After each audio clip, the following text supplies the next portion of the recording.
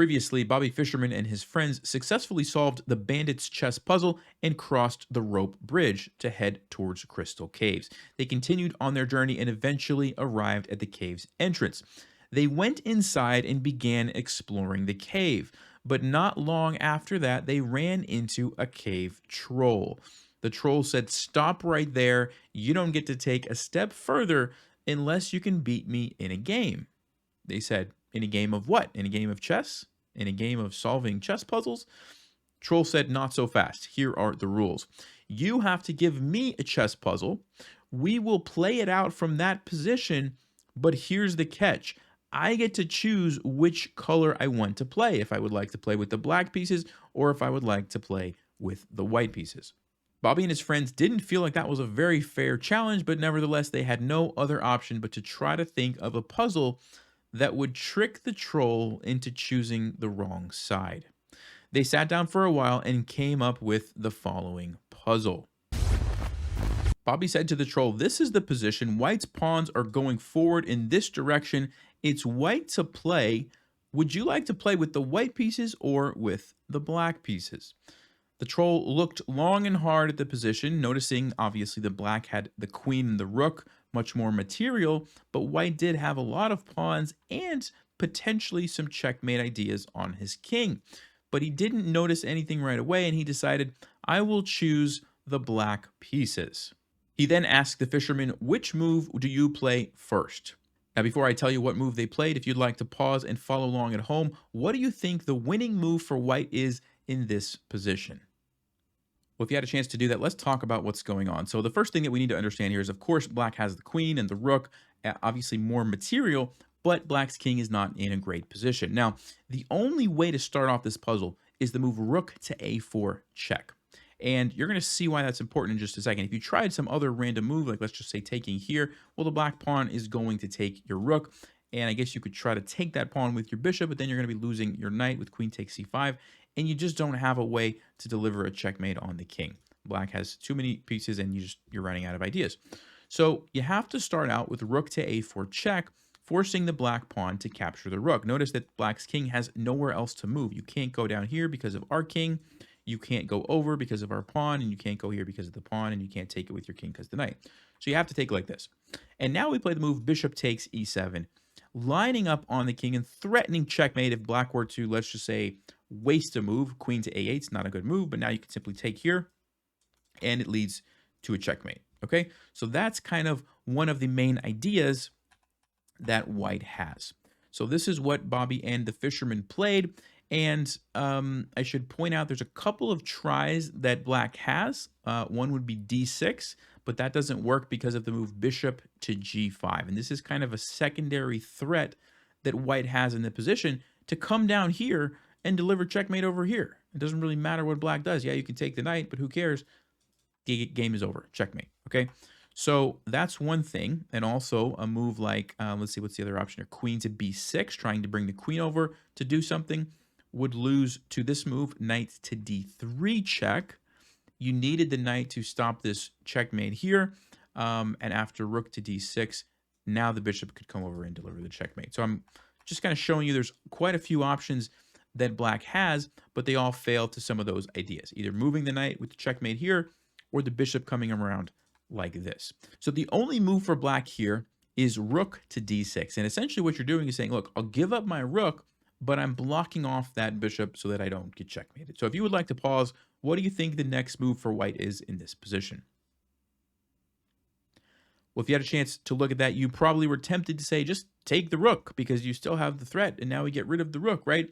That is the wrong move because of the move queen to b6. And now the problem is that the queen is going to take your bishop. So you kind of have to deal with that. You could try knight to b3 check, but then like I mentioned, you lose your bishop and you don't really have anything. You can go here going for this checkmate, but black could simply play queen to g6, stops it, and you don't have anything. Or you could try going knight to e4 check, unleashing the bishop this way and defending it. But again, black simply takes it, and watch what happens here. When you take back, this is a stalemate. Black's king can't move. The pawns are all stuck. This is stuck, and the king is stuck. So you just stalemate him, and it's a draw. You don't actually get the win. Okay, so now you can see why we don't want to take that rook with our bishop, right? Because of the queen to b6 idea, and there's really no good follow-up for white. All right, so what do we need to play here? Well, you might have been tempted to say bishop to g5, because you're going to come around here and deliver the checkmate like I showed you before, but watch what happens now. Rook to d1 check. And yes, you can go there with check, and it's almost checkmate, but it's not, because black takes you and you're checkmated. So that doesn't work. So if we can't take the rook and we can't go bishop g5, what do? The only move here, wait for it, knight to d3. And it's like, wait, what are we doing? Well, the first point here is that if black just takes your knight, well, then you take the rook and it leads to a checkmate. Okay, so that makes sense, right? Black can't get away with taking our knight. Of course, the rook is pinned, so you can't take the knight that way. So that's kind of one thing. And the other point is now we're getting ready to take that because that would be an instant checkmate. So how does black deal with this? Well, there's a couple of moves that black has. Let's look at some of them. One would be queen to b6, trying to defend your rook this way. But in this case, we simply slide the bishop over to g5. And again, we're coming down to c1, and black has no way to stop that. A similar thing would happen on queen to b8. Bring the bishop over here. We come down. Black has no way to stop it. Similar thing would happen on queen to c7. Bring the bishop down over here. Black has no way to stop it. So what can black play in this position? How do you get out of this if you're black? Well, the only move, and it's an incredible move, is queen to c5. And yes, that's right where the knight can capture. So if you would like to pause, what do you think white plays next? Well, if you had a chance to look at that, hopefully you didn't say knight takes c5 or you get checkmated. Remember, black has some threats of their own, right? This is a very serious threat here of checkmate. So you actually can't take black's queen. Okay, so if you can't take the queen, you probably should take the rook, right? Wrong, because now the queen takes your bishop and you don't have a good follow-up. You can play knight to b2, going for this cheap checkmate threat, but queen to e6 or something is really easy for black to stop. So wait a second. If we can't take the queen and we can't take the rook, what do? What do you think white should play? If you had a chance to look at that, the only move is knight to b2. And the idea is kind of hidden, but basically we're setting up a checkmate idea here. So for example, if the queen were to, let's just say, move over, you could take here with check, and then you could deliver the checkmate with the knight. Okay, so that's kind of the idea that we're going for, and that's what black has to figure out a way to stop. And really the only move here from black is rook to d1 check. They have to sacrifice the rook to lure the knight away from that pawn. So they can do that. We have to take it, only move, and then black takes the bishop over there with the queen. All right. If you'd like to pause, how do you think white should proceed from here? Well, if you had a chance to look at that, the only move here for white is knight to e3. This is actually a really, really powerful move because we're creating two checkmate threats at the same time. Knight takes c4 is checkmate, and knight to c2 would also be checkmate. So black has to somehow defend both of these threats at the same time, but luckily for black, they can play the move queen to e4, and look at that, defends, and it defends. And now it's starting to look pretty dire for white. Like, what are you going to do? Your knight had a nice idea, but it's covered, and you're kind of running out of pieces. I mean, you got 4 pawns, but they have a long way to go, to get a queen, and black's queen obviously is very strong. What do you guys think? How can white win? There's actually only one winning move in this position for white. What do you think it is?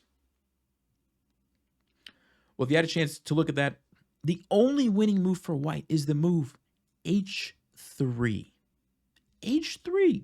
Now, why is this the winning move? Well, essentially what white is trying to do is just waste some moves. We just want to waste some moves. Why do we want to waste moves? Do you remember what I said about the queen? How it had to defend both of these squares from our knight? What does that mean? Well, that means if the queen leaves one of those undefended, it's checkmate. Okay, so for example, the queen just slides over here. It's still guarding this one, but it's no longer guarding this one, and we simply come in for checkmate. The other way that the queen could move would be like, let's just say back here to h7, keeping an eye on that square, but now you're no longer covering this square, and the knight comes in for the checkmate. So you guys see the problem. The queen has to stay guarding these. But remember, black's kind of running out of moves. This is almost Zugzwang. So that's kind of what we're trying to do. Just waste a move and force black to make some pawn moves and then eventually run out of moves and we'll win. Now you might be tempted to say, wait a second, Nelson, can't any pawn work? Like, why does it have to be the h3 pawn? Well, let's take a look. That's a good question. First things first, if you move the f pawn, your knight's undefended. Black simply takes it and now you lose. So you can't move the f pawn. Okay, what about the g pawn? Well, then you've opened up the diagonal and the queen comes in and just checkmates you. All right, so now we can see we can't move the f, the g pawn. This one is obviously blocked. But now h3 or h4, like, don't both of these moves work? Don't they both accomplish the same thing? And the answer is no. No, they do not. So let's actually continue with why h3 is winning. And then once you understand that, we'll come back and you'll be able to see why h4 is the wrong move. Okay, but let's keep going. So we play h3. And of course, black doesn't want to move the queen, but they don't have to. They can play d6, just move their pawn. And we, of course, want to continue with the plan. So now we play h4. And black says, well, I still don't have to move my queen. I'll play d5. And we play h5.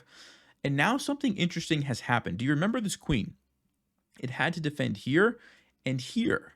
But look at black's pawn. Black's pawn is actually defending there. Which means what? Well, the queen no longer has to defend there. It only has to defend here. Which means what? Well, the queen can now actually go back to h7. Now, why h7? Well, look carefully. That's controlled. That's controlled. That's controlled. That's controlled. That's controlled. Only available square is h7 for the queen. Okay, so the queen goes back to h7, and it looks like black is doing okay. This is covered. This is covered. What do we do as white? How do we win this game? Again, only one winning move. If you had a chance to look at that, it's the incredible move f3. And we, again, have put black into Zugzwang, except this time, they're completely out of moves. Look at this. Controlled. Controlled, controlled, controlled, controlled, and controlled. Every single square along that diagonal, the queen doesn't have any options. The queen has to stay there because if you move it anywhere else, you just get checkmated. And the other part of this is that if this pawn moves, it's no longer defending here, and you get checkmated. So black has no moves. It's incredible. You have a queen that can move anywhere at once, except it can't move anywhere at once, and you lose the game. It's unbelievable, right? Now, you might say, wait a second, I still don't get it, right? Like, what's the deal? Let's go back. When we played h3, what would have happened if we played h4? Watch carefully. d6, h5, d5, and now it's our turn. We have to play h6, and what do we do by doing this? We opened up the g6 square, so black now has options. And we can play f3, but it doesn't do anything because black has plenty of time. They can just go back and forth as long as they need to until eventually we have to push our pawns forward. And eventually, you know, something like this is going to happen. And the queen is going to infiltrate. And then we're going to get checkmated or lose our knight or something, right? So the key was h3. And that was the only way to force the Zugzwang and win the game with f3. Fascinating study. Fascinating study, right? I don't think I've seen one quite this good in a long time. Whew. Anyway, hope you guys enjoyed that one, and now let's hear what happened to the fisherman. Well, at this point, after Bobby played f3, the cave troll sat there for a long time, thinking very hard about this position until he finally realized that the Zugzwang meant black was going to lose. He had been tricked, but he wasn't really upset because it was such a brilliant puzzle. He had to give it to Bobby and his friends for coming up with such a clever puzzle. He sent them on their way, and they continued through the crystal caves and eventually came out on the other side. And that's where we'll pick up our story next time. As always, thanks for watching. Stay sharp, play smart, and take care.